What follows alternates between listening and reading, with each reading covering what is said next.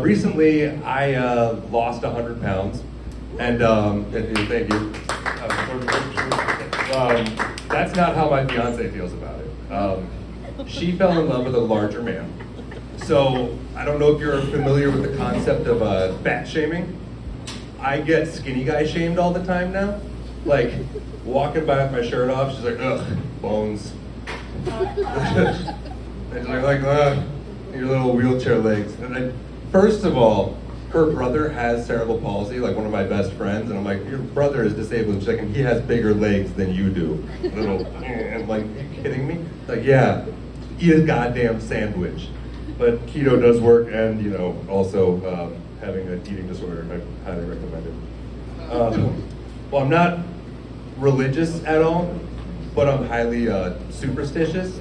My nephew will ask me questions like, Uncle Ryan, do you believe in God? For me, I'm like, no. And I think that whenever I die, I'm going to become a tree and become part of the earth. Also, hold your breath while you're crossing that bridge, please. And he gets confused, and I don't know why I'm doing it. I think it's the New Englander in me. But, we're going to do our best. I've been trying a thing recently with some of my theater friends, if break a leg for doing a good job. I've been trying to eat shit and die, like for the rest of all of you guys tonight, eat shit and die. It's not working, but, gonna keep trying. But, speaking of breaking a leg and everything, you ever done that weird thing when you fall asleep in a movie and you try to, wake up and convince everybody in the room that you know what's going on? You're like, oh, yeah, the cars are, the speed chase, they're gonna catch the guy now. Well, I had the worst version of that involving a leg and my best friend in the back of the car.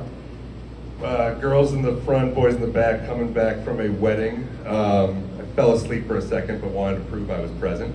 Beyonce said something, so I grabbed her leg as hard as I could, like inner thigh grab. To realize that the boys are in the back, girls are in the front. I'm just holding onto Bill's leg as hard as I can. My friend is just staring into my letting it happen. So confused. I'm confused. I don't know where I am. Just waking up. And how do you deal with something like that? We talk about it on stage right now, and that was 5 years ago. So we're doing okay. That's how you deal with problems. Problems. Does everyone remember Arnold Schwarzenegger with his little cheating moment in the sun? You guys remember that? Do you remember when who he cheated with? Yeah. Me too. That was one of the cutest things for me, just because he definitely did it for what's on the inside. And I feel like you just don't see that with famous guys as much anymore, thanks Arnold, giving guys that look like me a chance for maybe a charming prince to come swoop us up. Anybody here ever had a catheter removed? No? Anybody ever had their nurse make fun of their dick when their catheter is getting removed? No? It's very, very emasculating. Especially if it keeps, I think that it's to keep it very small. Because she was looking at me oh, how we even get the tube in there? Oh, please get it out. She's like, it'll take a second. Oh, we got a dribbler. Please stop it, ma'am. But, remained the same size the whole time. So that was a powerful move, but game respects game.